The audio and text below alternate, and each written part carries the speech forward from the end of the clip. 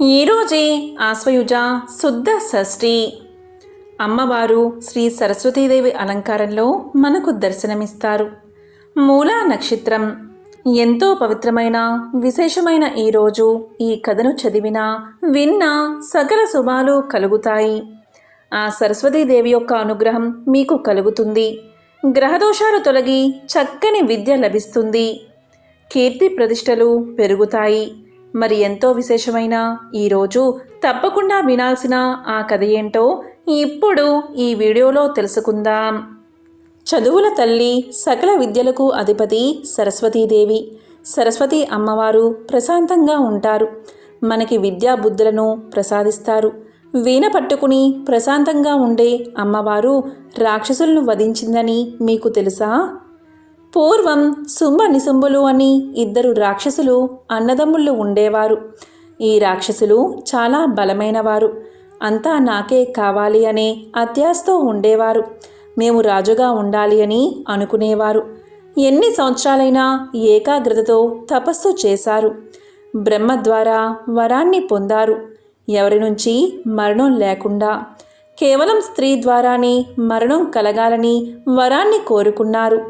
ఎందుకంటే స్త్రీలు అబలలు, వారు మమ్మల్ని ఏం చేయలేరు అని అజ్ఞానంతో ఆ కోరిక కోరుకున్నారు.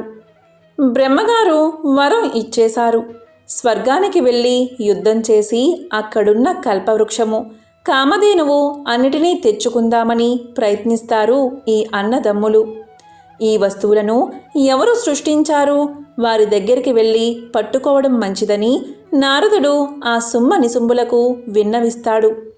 నారదుడు ఆ మాట అనగానే శుంభ నిశుంభులు పాతాళానికి వెళ్ళిపోతారు. శుంభ నిశుంభులు భూలోకానికి వెళ్ళి ఋషులను, మునులను భయపడతారు. మీరు చేసే యజ్ఞయాగాదులు మాకే చెందాలని మునులను హెచ్చరిస్తారు. దీంతో భయపడిపోయిన మునులు యజ్ఞయాగాదులు చేయడం మానేసి తపస్సు చేసుకునేవారు. భూలోకంలో, దైవలోకంలో అందరూ విసిగిపోయి అమ్మవారి దగ్గరకు వెళ్ళి వాళ్ళ బాధను విన్నవించుకున్నారు. నారాయణుడు అమ్మవారికి ఈ విధంగా మొరపెట్టుకున్నాడు. నీవు ఏదో ఒక రూపంలో, ఏదో ఒక రూపం నుంచి శుంభ నిశుంభులను నాశనం చేయమని కోరుకున్నాడు. అప్పుడు అమ్మవారిలో నుంచి సరస్వతీదేవి అమ్మవారు బయటకు వచ్చింది. తెల్లటి హంస మీద కూర్చుని తెల్లటి వస్త్రాలు ధరించి వీణ వాయించుకుంటూ మహాసరస్వతి అమ్మవారు ఉద్భవించింది. ఇంత సాత్వికంగా ఉన్న అమ్మవారు ఈ శుంభ నిశుంభులను ఏం చేస్తుంది అని అనుకున్నారు అందరూ. అమ్మవారు కాశ్మీరులో, హిమాలయాల్లో కొలువై ఉన్నది అని శుంభ నిశుంభులకు తెలుస్తుంది. ఆమె కావాలి అని చండా ముండాసురులను పంపిస్తారు ఆ అన్నదమ్ములు. వారు ధూమ్రాక్షుణ్ణి పంపిస్తారు. ఆ ధూమ్రాక్షుడు అమ్మవారి దగ్గరకు వెళ్ళి చండాముండలు నిన్ను తీసుకురమ్మన్నారు అని చెబుతాడు. అప్పుడు హంస సింహం అవుతుంది. సింహం ధూమ్రాక్షుణ్ణి తినేస్తుంది.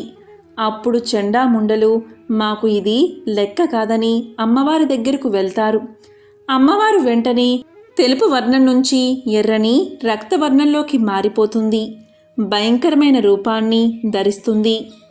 కానీ చండాముండలు అమ్మవారి రూపాన్ని చూడకుండా ఆమెలో ఉన్న సౌందర్యాన్ని చూస్తారు. అమ్మవారిద్దరిని సంహరిస్తుంది. అప్పుడు నారదుడు శుంభ నిశుంభుల వద్దకు వెళ్ళి మీరు వివాహం చేసుకునే కన్య వచ్చిందా అని అడుగుతాడు. వెంటనే శుంభ నిశుంభులు అమ్మవారి దగ్గరకు వెళ్తారు.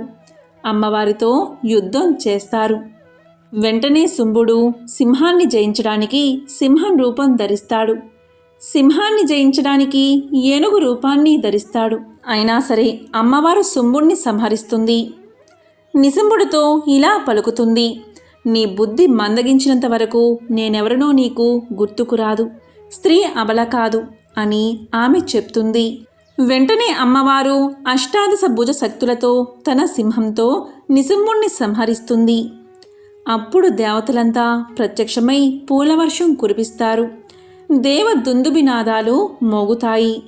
అప్పుడు దేవతలంతా కలిసి ఇలా ప్రార్థిస్తారు, అమ్మా, నీ ఉగ్ర రూపం కంటే సాత్విక రూపమే మాకు నచ్చింది అని పలకగానే అమ్మవారు మహామాయ సరస్వతి రూపంలోకి మారిపోతుంది. జ్ఞానం కలుగుతుంది. ప్రజలంతా అమ్మవారిని ప్రార్థిస్తారు. మనలోని అవిద్యని నిశుంభులు. ఆ అవిద్య పోయిందంటే జ్ఞానం లభిస్తుంది. జ్ఞానం కోసం సరస్వతీదేవిని ఆరాధించాలి. ఈ కథ ఎవరైతే వింటారో వారికి గ్రహదోషాలు, మూఢత్వం తొలగిపోతాయి. చక్కని విద్య లభిస్తుంది. చండీ సప్తసతిలో ఈ కథ వివరాలు ఉంటాయి. ఇప్పుడు సరస్వతీదేవి వ్రత కథను మనం తెలుసుకుందాం. ఒకసారి సూతుడు సౌనకాది మహామునులకు ఇలా చెప్పడం మొదలుపెట్టాడు. ఓ మహర్షులారా, మీకు ఒక ఉత్తమమైన వ్రత కథను వినిపిస్తాను. వినండి. ఆశ్వయుజ శుక్ల పాడ్యమి మొదలుకుని 9 రాత్రులు దుర్గా లక్ష్మీ సరస్వతులను పూజించాలి, లేదా మూలా నక్షత్రం మొదలుకుని పూజ చెయ్యాలి అని సూతుడు చెప్పగా ఋషులందరూ ఇలా పలికారు. ఓ ఋషివర్య, పూర్వం ఈ వ్రతాన్ని ఎవరైనా ఆచరించారా? అలా ఆచరించిన వారికి ఎలాంటి ఫలితం కలిగింది అని అడగగా సూతుడు ఇలా చెప్పాడు. ఓ మునులారా, కృతయుగంలో మహాధార్మికుడు, ప్రజాపాలన సమర్థుడు అయిన సుకేతువు అనే రాజు ఉండేవాడు. అతనికి సౌందర్య, గాంభీర్య, యవ్వన సంపన్నురాలైన సువేది అనే భార్య ఉండేది. ఇలా ఉండగా రాజుకు అతని జ్ఞాతులకు విరోధం వచ్చి యుద్ధ సన్నద్ధుడై కథన రంగానికి పోయి భీకరంగా యుద్ధం చేస్తూ ఉన్నాడు. ఆ యుద్ధంలో సుకేతుడు శత్రువుల దాటికి తట్టుకోలేక పరిగెత్తిపోతున్నాడు. ఇలా పోతున్న సుకేతుణ్ణి చూసి అతని భార్య, ఓహో, నా నాథుడు యుద్ధంలో నిలవలేక పారిపోతున్నాడు, నేను కూడా ఇక్కడ ఉండకూడదు అని సువేద భర్తను అనుసరించి వెళ్ళిపోయింది. ఇలా ఇద్దరూ కొంత దూరం పోయి ఒక అరణ్య ప్రాంతంలోకి ప్రవేశించి ఆకలి దప్పికలతో ఎంతో బాధపడుతూ నడుస్తున్నారు. ఇలా ఉండగా కొన్ని రోజులకు ఆ రాజు వ్యాధితో కనీసం ఒక్క అడుగు వేయడానికి కూడా ఓపిక లేక శక్తి లేకుండా అయిపోయాడు. అంతటా ఆ రాజపత్ని ఎంతో బాధతో భర్తను తన తొడపై ఉంచుకుని బోరున విలపిస్తూ ఉంది. అప్పుడే అటుగా పోతున్న అంగీరస మహర్షి ఆ వనితామణి చెంతకు వచ్చి ఇలా పలికాడు. ఓ నారీ తిలకమా, నీకు క్షేమం కలుగుగాక. మీ ఇద్దరూ ఎవరు? ఎక్కడి నుంచి వచ్చారు?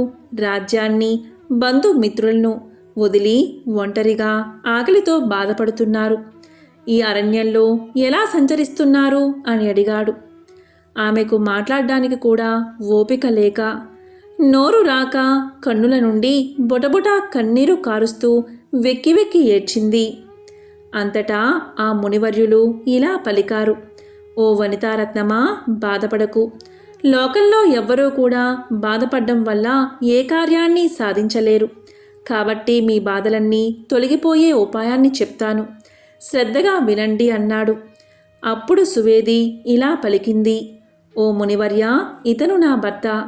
ఇతడు రాజ్య పరిపాలన చేస్తూ ఉండగా కొద్ది రోజులు ఇతనికి జ్ఞాతులకు విరోధం సంభవించింది. దాంతో ఇద్దరు యుద్ధం చేశారు. ఆ యుద్ధంలో శత్రువుల దాడికి తట్టుకోలేక నా భర్త యుద్ధం నుండి పారిపోయి వచ్చాడు. నేను కూడా నా భర్త వెంట వచ్చాను. కాబట్టి ఓ మహాత్మా, మరలా మాకు రాజ్యం, పుత్ర సంతానం కలగడానికి ఉపాయం ఉంటే చెప్పండి అని ప్రార్థించింది. అప్పుడు అంగీరస మహర్షి ఇలా చెప్పారు. ఓ పుణ్యవతి, నా వెంటరా. అతి సమీపంలో పంచవటి తటాకమునందు దుర్గా క్షేత్రమున్నది. అక్కడ ఆ మహాదేవిని భక్తియుక్తులతో పూజిస్తే నీకు మళ్ళీ రాజ్యం, పుత్ర పౌత్రాది సంపదలు కలుగుతాయి అని చెప్పి సువేదిని, రాజును తన వెంట తీసుకుపోయాడు అంగీరసుడు. ఆ మహర్షి సువేది భర్తతోటి స్నానం చేయమనగా సువేది స్నానం చేసి వస్త్రాలు ఎండబెట్టుకుని వచ్చింది. అప్పుడు అంగిరస మహర్షి సువేదిచే దుర్గా సరస్వతీ దేవతలకు షోడశోపచారాలతో పూజ చేయించాడు. ఇలా సువేది పాడ్యము మొదలుకుని 9 రోజులు పూజ చేసి 10వ రోజున ఉదయమే మేల్కొని స్నానం చేసి పాయసాన్నంచే దుర్గాదేవి యొక్క మంత్రాన్ని ఉచ్చరిస్తూ హోమం చేసి అంగీరస మహర్షికి దంపత పూజ చేసి వారి అనుగ్రహం వల్ల దశ దానాది వివిధ దానాలు చేసి యథావిధిగా వ్రతాన్ని పరిసమాప్తి కావించింది. అంగీరస మహర్షి ఆశ్రమునందు కొన్ని దినాలు సుఖంగా ఉండగా ఆ అమ్మవారి మహత్యం వల్ల సువేది గర్భం ధరించి 10వ మాసమున ఒక పుత్రుణ్ణి కన్నది. అంతటా అంగీరస మహర్షి ఆ బాలుడుకు జాత కర్మాది సంస్కారాదులు జరిపించి సూర్యప్రతాపుడు అని నామకరణం చేశాడు. 5 సంవత్సరాలు రాగానే విద్యాభ్యాసం చేయించాడు. తర్వాత ఆ బాలుడు సకల క్షాత్ర విద్యలు నేర్చుకుని యవ్వనం వచ్చిన తర్వాత ఆ మహర్షి యొక్క అనుమతి తీసుకుని తన శత్రువులపైకి యుద్ధానికి వెళ్ళి వారితో భీకర యుద్ధాన్ని చేసి ఆ యుద్ధంలో శత్రువులను తన అస్త్రశస్త్రాలచే గడగడలాడించి వారిని ఓడించి తన రాజ్యాన్ని చేజెక్కించుకున్నాడు. తరువాత అంగిరస మహర్షి ఆశ్రమానికి వచ్చి ఆ మునివర్యుడి ఆశీర్వాదం తీసుకుని తల్లిదండ్రులను తీసుకుని తన రాజ్యాన్ని చేరుకున్నాడు. ఆ సువేది ప్రతి సంవత్సరం దుర్గా సరస్వతులను పూజిస్తూ ఇహలోకమున పుత్ర పౌత్రాదులతో సకల సంపదలో కూడుకుని సుఖంగా ఉండి తదనంతరం స్వర్గలోక ప్రాప్తిని పొందింది. ఈ వ్రతాన్ని బ్రాహ్మణ క్షత్రియ వైశ్య శూద్రాదులు చేయవచ్చు. ఈ కథ విన్నవారు పఠించిన వారు సకల పాప విముక్తులై ఇహలోకమున సర్వ సుఖాలు అనుభవించి చివరకు స్వర్గలోక ప్రాప్తిని పొందుతారు. ఇదే శ్రీ సరస్వతీదేవి యొక్క వ్రత కథ. ఈ కథను విన్నంతనే ఆ అమ్మవారి అనుగ్రహం తప్పకుండా మీకు కలుగుతుంది. గంధర్వులు పుష్పాల సువాసన నుండి ఉద్భవించిన దేవతలు అని నమ్ముతారు. వారు సోమ మొక్కను దేవతల నుండి దొంగలించారు.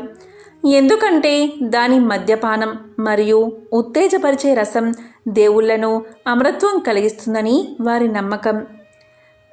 గంధర్వులు సోమ మొక్కను దేవతల నుండి అపహరించారు. దీంతో దేవతలకు కోపం వచ్చింది. అందరూ యుద్ధానికి సిద్ధమయ్యారు. గంధర్వుల మీద దేవతలు యుద్ధానికి సిద్ధమయ్యారు. కానీ సరస్వతీదేవి యుద్ధం వద్దని, పోరాటం లేకుండా మొక్కను తిరిగి పొందుతానని వాగ్దానం చేస్తుంది. సరస్వతీదేవి గంధర్వుల ఉద్యానవనంలోకి నడుస్తుంది. తన వీణతో రాగాలు మరియు రాగిణిల మంత్రముగ్ధమైన రాగాలతో అందమైన సంగీతాన్ని సృష్టిస్తుంది. ఆ సంగీత స్వరాలకు గంధర్వులు మైమరచిపోతారు. సంగీతాన్ని తమకు నేర్పించమని గంధర్వులు సరస్వతీదేవిని ప్రాధేయపడతారు. అప్పుడు సరస్వతీదేవి ఇలా చెప్తుంది: సోమ మొక్కను దేవతలకు తిరిగి ఇస్తే నేను మీకు సంగీతం నేర్పిస్తానని చెబుతుంది. ఆ షరతుకు గంధర్వులు అంగీకరిస్తారు. వెంటనే సోమ మొక్కను దేవతలకు అప్పగిస్తారు. దాంతో దేవతలు తమ సోమ మొక్కను తిరిగి పొందుతారు. యా కుందేందు తుషారహ ధవల యా శుభ్ర వస్త్రాన్విత యా వీణా వరదండ మండితకర యా శ్వేత పద్మాసన యా బ్రహ్మాచ్యుత శంకర ప్రభృతిభిః దేవై సదా పూజిత సామాం పాతు సరస్వతీ భగవతి నిశేష జాడ్యాపహ. నవరాత్రి ఉత్సవాలలో మూలా నక్షత్రం రోజున అమ్మ సరస్వతీదేవిగా భక్తులకు దర్శనమిస్తుంది. జ్ఞానానికి అధిష్టాన దేవత సరస్వతి. ఈమె బ్రహ్మ చైతన్యంతో హంస వాహనాన్ని అధిష్ఠించి ఉంటుంది. ఈశ్వరునికి పాదుకాంత దీక్ష ఇచ్చి చతుషష్ఠి కళను అనుగ్రహించింది సరస్వతీదేవే.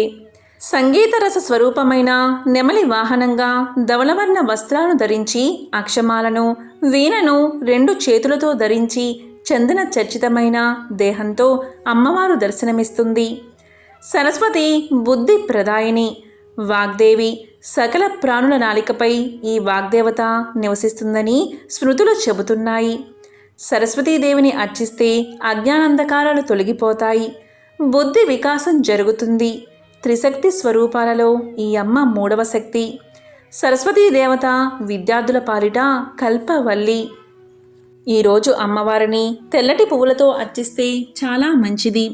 అలాగే సరస్వతి అష్టోత్తరాన్ని పఠించాలి.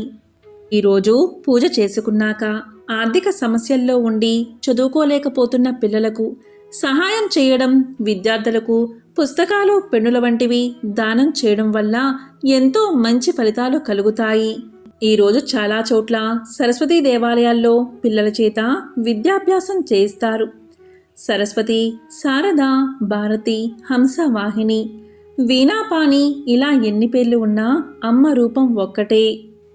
వాక్శుద్ధి, విద్య, వివేకం, కళలు, విజ్ఞానం అన్నిటికీ మించి మంచి బుద్ధిని ప్రసాదించే చల్లని తల్లి సరస్వతీదేవి.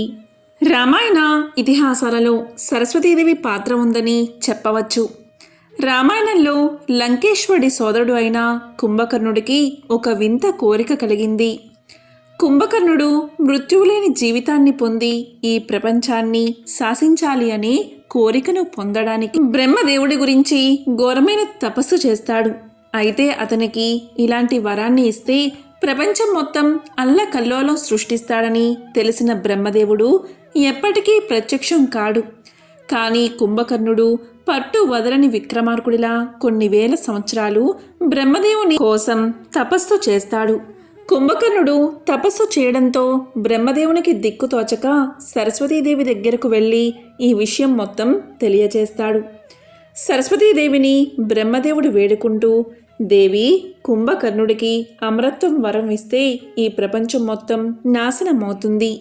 ఆ వరాన్ని నా నుంచి పొందడానికి పట్టువదలకుండా తపస్సు చేస్తున్నాడు.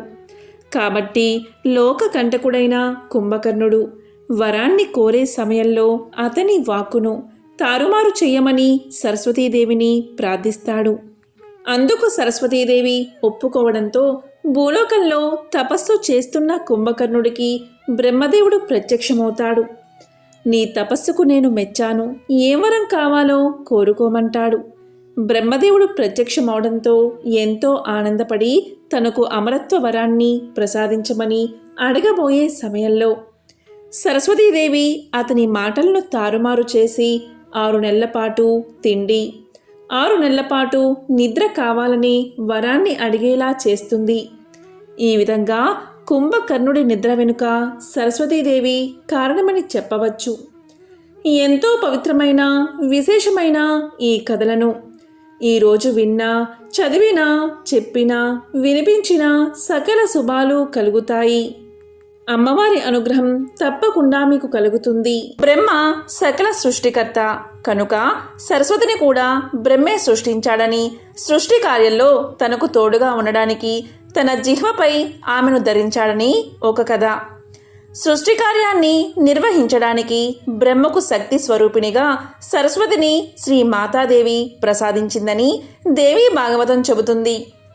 సరస్వతిని బ్రహ్మకు విష్ణువు ఇచ్చాడని మరొక కథ చెబుతుంది. పూర్వం ఒకసారి సనత్ కుమారుడు బ్రహ్మ దగ్గరకు వెళ్ళి జ్ఞానం గురించి చెప్పమన్నాడు. శ్రీకృష్ణ పరమాత్మ సూచన మేరకు బ్రహ్మ సరస్వతిని స్తుతించి బ్రహ్మ జ్ఞానాన్ని పొందాడు. ఆ తర్వాత ఆయన బ్రహ్మజ్ఞాన సిద్ధాంతం చేసి సనత్ కుమారుడికి చెప్పాడు. అలాగే పూర్వం భూదేవి అనంతుడిని తనకు జ్ఞానాన్ని ఉపదేశించమంది. అనంతుడు కశ్యపుడి ఆజ్ఞతో పలుకుల తల్లిని స్తుతించాడు. ఆ తర్వాతనే అనంతుడు నిర్మలమైన జ్ఞానాన్ని సిద్ధాంతకరించి భూమాతకు చెప్పగలిగాడు. పూర్వం వ్యాస భగవానుడు పురాణ సూత్రాల గురించి వాల్మీకిని అడిగాడు. వాల్మీకి జగదంబను స్మరించాడు. అలా ఆయన సరస్వతి దయను పొంది పురాణ సూత్ర జ్ఞానాన్ని పొందాడు. వ్యాసుడు కూడా 100 ఏళ్ల పాటు పుష్కర తీర్థంలో సరస్వతి గురించి తపస్సు చేసి వరాన్ని పొంది సత్కవీంద్రుడయ్యాడు. ఆ తర్వాతే ఆయన వేద విభాగాన్ని పురాణ రచనలు చేశాడు. ఒకసారి ఇంద్రుడు తనకు తత్వజ్ఞానాన్ని ఉపదేశించమని శివుణ్ణి కోరాడు. శివుడు పాటు దివ్యవాణ్ణి తలుచుకుని ఆ శక్తి ప్రభావంతో ఇంద్రుడికి జ్ఞానోపదేశం చేశాడు. ఆ ఇంద్రుడే బృహస్పతి దగ్గరకు వెళ్ళి శబ్దశాస్త్రాన్ని చెప్పమన్నాడు. అప్పుడు బృహస్పతి వెంటనే పుష్కర క్షేత్రానికి వెళ్ళి 1000 దివ్య సంవత్సరాల పాటు సరస్వతిని ధ్యానించి శబ్దశాస్త్రం పొందాడు. పొరపాటున గురువు ఆగ్రహానికి గురై ఒకసారి తాను చదువుకున్న చదువునంతా కోల్పోయాడు యాజ్ఞవల్క మహర్షి. అప్పుడు ఆయన పుణ్యప్రదమైన సూర్యస్థానానికి వెళ్ళి సూర్యుడి గురించి తపస్సు చేశాడు. సూర్యుడు ప్రత్యక్షమై ఆ మహర్షి భక్తికి మెచ్చి వేదాంగాలను చదివించాడు. అయితే యాజ్ఞవల్కుడికి జ్ఞాపక శక్తి లేకపోవడం గమనించిన సూర్యభగవానుడు సరస్వతీ స్తోత్రాన్ని భక్తితో నిరంతరం పఠించమని తెలియచేశాడు. యాజ్ఞవల్క మహర్షి సూర్యభగవానుడు చెప్పినట్లు భక్తితో సరస్వతీ స్తుతి విడవకుండా చేశాడు. ఆ స్థుతిలో తాను గురు శాపం వల్ల విద్యాహీనుడుగా అయినట్లు జ్ఞాపక శక్తి కోల్పోయినట్లు చెప్పాడు. తన మీద దయచూపి జ్ఞాన జ్ఞాపక శక్తులను ప్రసాదించమని, విద్యను చక్కగా శిష్యులకు బోధించే శక్తిని, గ్రంథ రచనా శక్తి, ప్రతిభగల శిష్యులను తనకు ప్రసాదించమన్నాడు యాజ్ఞవల్క మహర్షి. సత్యసభలో మంచి విచారణా శక్తిని, సత్యస్వరూపిణి, వాక్యాన రూపిణి, వాక్యాధిష్టాతృ రూపిణి అయిన సరస్వతిని పదే పదే స్తుతించడంతో ఆ మాత యాజ్ఞవల్క మహర్షిని మళ్ళీ సంపూర్ణ జ్ఞానవంతుడిగా సుఖవిగా వెలుగు పొందమని ఆశీర్వదించింది. ఈ సరస్వతి స్తుతి అంతా దేవీ భాగవతంలో ఉంటుంది. ఆ దేవిని కొలుచుకునే మహత్తర భాగ్యం మన తెలుగువారికి ఉంది. అదే బాసర. శరదిందు సమాకారే పరబ్రహ్మస్వరూపిణి వాసరపీఠ నిలయే సరస్వతీ నమోస్తుతే. బాసర క్షేత్రం ఈనాటిది కాదు. బ్రహ్మాండ పురాణంలో ఈ స్థల మహత్యం గురించి వివరించబడి ఉంది. అందులో ప్రముఖంగా కనిపించే కథ మాత్రం వ్యాసుడికి సంబంధించింది. కురుక్షేత్ర సంగ్రామంతో మనసు చలించిపోయిన వ్యాసుల వారు ప్రశాంతంగా తపస్సును చేసుకునేందుకు గోదావరి తీరంలోని మధ్య భాగమైన బాసరకు చేరుకున్నారట. ఇక్కడి గోదావరిలో స్నానం చేస్తూ ఉండగా వ్యాసుల వారికి సరస్వతి సాక్షాత్కరించిందని చెబుతూ ఉంటారు. భూలోకం మీద తన నివాస స్థానం బాసరే అని, సైకతంతో తన విగ్రహాన్ని రూపొందించమని ఆమె వ్యాసుల వారికి వెల్లడించిందట. అమ్మవారి ఆజ్ఞ మేరకు వ్యాసుల వారు రోజు పిడికెడు మట్టిని తీసుకుని నిదానంగా ఒక విగ్రహాన్ని రూపొందించాట. అదే ఈనాడు కనిపించే మూల విరాట్టు అని చెబుతారు. ఆ మూల విరాట్టుకి పసుపు పోస్తూ ఆమెకు సరికొత్త రూపుని అందిస్తూ ఉంటారు.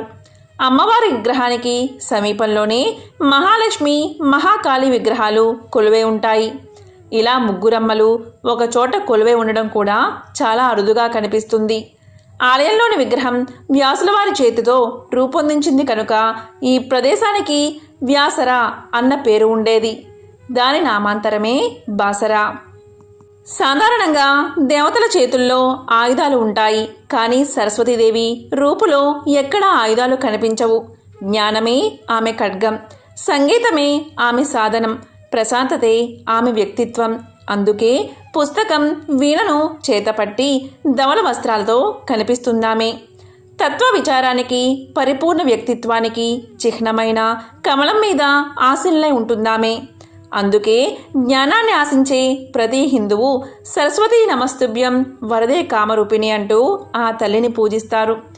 ఎంతో పవిత్రమైన, విశేషమైన ఈరోజు అమ్మవారికి సంబంధించిన ఈ కథను విని ఈ మంత్రం పఠిస్తే చాలు, అమ్మవారి ఆశీస్సులు తప్పకుండా మీకు కలుగుతాయి.